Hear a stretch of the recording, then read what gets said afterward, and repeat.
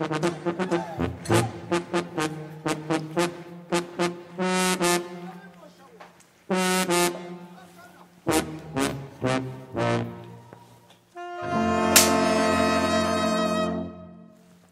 arrivons maintenant à cette cinquième partie. Et nous avons la chance tous les deux de participer à une grosse exposition au musée de Champlitte. Cette exposition s'intitule Sorcières, sort de femmes.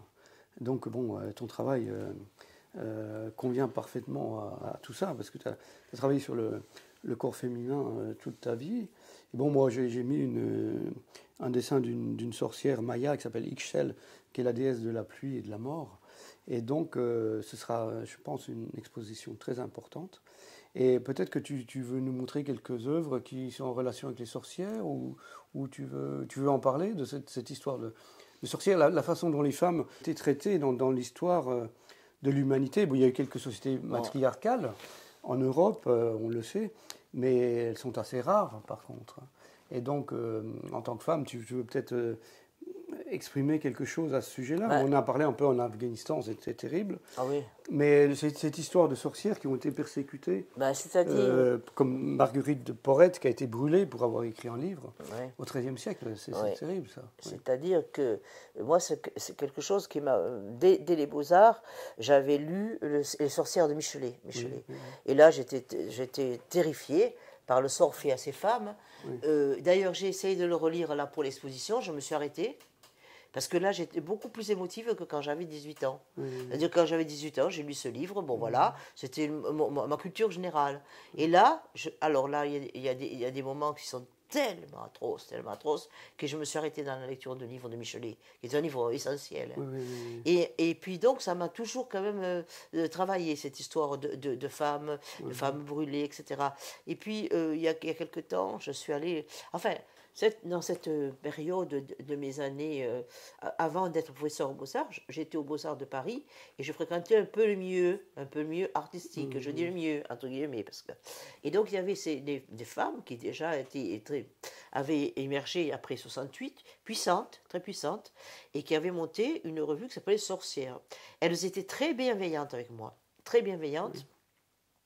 Mais je ne me sentais pas à la place avec ces femmes. C'était un milieu un peu élitiste de Paris. Je ne me sentais pas à la place, mais j'ai participé à leur revue une fois. Et donc, je sais qu'elles m'ont fait venir, parce qu'elles ont senti en moi cette force, etc., qui est un peu une force tellurique dans mon travail. En fait. Et bon...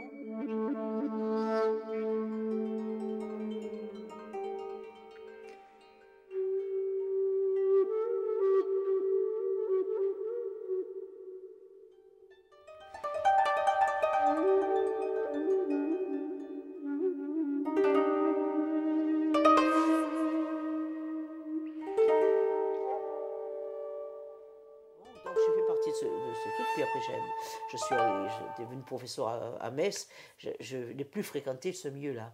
Et ensuite, toujours intéressé quand même par ce domaine-là, il y a quelques années, j'ai revu à Paris, parce que comme je vais beaucoup à Paris, et que j'ai ma vie aussi à Paris, j'ai revu une très grande exposition sur la sorcellerie au musée, aux Archives nationales à Paris.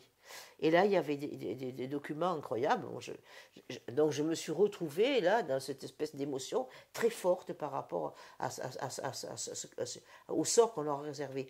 Et il y avait beaucoup de documents de Haute-Saône qui étaient prêtés par le musée de Champlitte pour cette exposition. Et alors, c'est là que je me suis rendu compte à quel point on a brûlé de femmes dans ce territoire.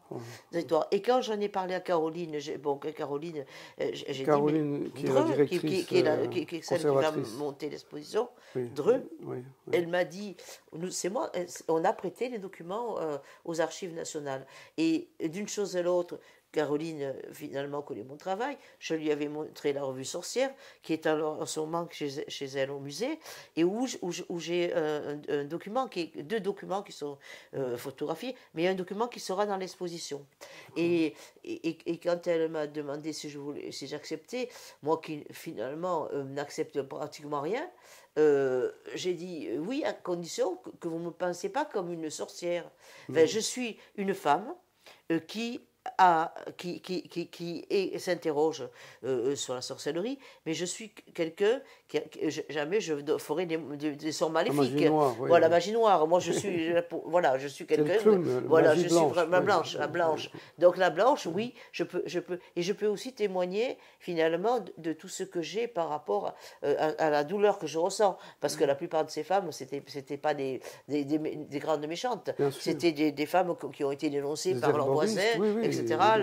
Des rebouteuses, voilà, des rebouteuses, oui. et des femmes certainement qui avaient une qualité telle que, comme en ce moment, on empoisonne les petites filles en Iran parce qu'elles vont à l'école.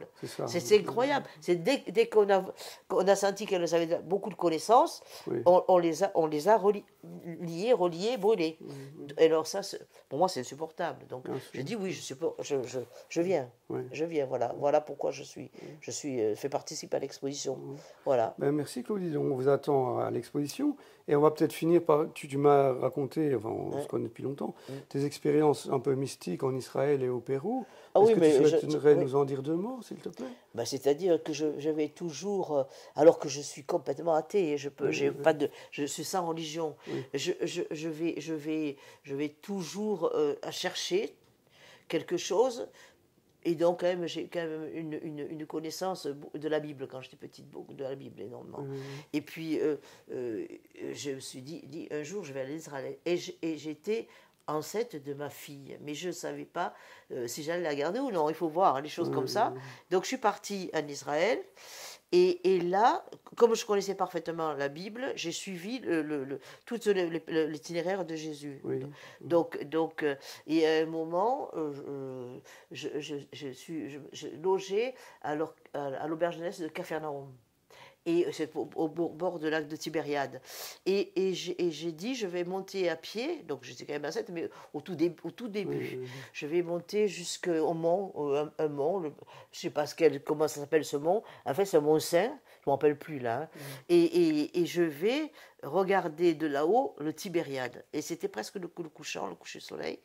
Et c'est vrai que là, j'étais dans un état d'espèce d'extase, alors que je suis complètement... pas du tout, je suis athée. Hein. Oui, tu n'es pas monothéiste, mais tu es animiste quelque part. Oh, mais oui, mais complètement. Oui, non, mais bon, il faut dire les choses. Oui, je suis panthéiste, et je crois à tous les petits dieux, etc. Je crois à la nature, je crois au torrent, je crois au truc. Ce personnage de Jésus, c'est un personnage qui a certainement existé, mais j'allais dire qui est vraiment un peu comme Che Guevara, hein, le dindon de la farce. Hein. Bon, et donc, quand j'étais là-haut, quand même, le paysage est tellement beau. C'est surtout le paysage. Le silence. Et puis quand même, dans ma tête, je disais, en bas, c'est le Tibériade quand même. Hein. Donc, dans ma tête, je me suis raconté toute une espèce d'histoire où j'étais complètement en état pas d'évitation, mais j'étais vraiment dans un état cosmique, de lien cosmique. Je ne sais pas ce que j'avais, mais j'étais bien. Et puis alors, ce qui était drôle, c'est toujours, comme te dis, l'envers du truc, c'est quand je suis descendue, jusqu'au bord du lac, j'ai traversé, et à ce moment-là, on pouvait, c'était vrai, il y a très très longtemps, Israël, était en état de paix. Et en descendant, je suis tombée sur un chien noir qui m'a coursé. Je suis montée sur un arbre, et là, qui c'est qui a appelé ce chien? C'était les Palestiniens qui ont des tentes là, qui logeaient là. J'ai été dans cet état où je me suis dit, à la fois, il y a ce truc, et puis il y a le chien noir qui arrive, qui te rappelle à l'ordre. C'est-à-dire, ce truc là-haut, planer, il y a toujours la réalité terrestre qui te rappelle à l'ordre. Et la réalité te rappelle. Mais en même temps, si tu veux, ces Palestiniens ont été très gentils, m'ont fait manger, etc. Et je suis retournée, ils m'ont ramené, parce que c'est eux qui m'ont ramené jusque vers Capharnaüm. Il y avait à la fois ce côté extrêmement mystique et puis le chien qui arrive. Hein. Oui. Voilà. Le diable un peu. Le diable, en tout cas la réalité. Oui, la réalité est arrivée avec le chien, tu vois. Donc j'avais plus qu'à me réfugier, à monter dans l'arbre, tu vois, pour me sauver voilà. Super. Pour me sauver. Bah, écoute Claudie, je te remercie beaucoup pour cet entretien. Merci de nous avoir accueillis dans ton atelier.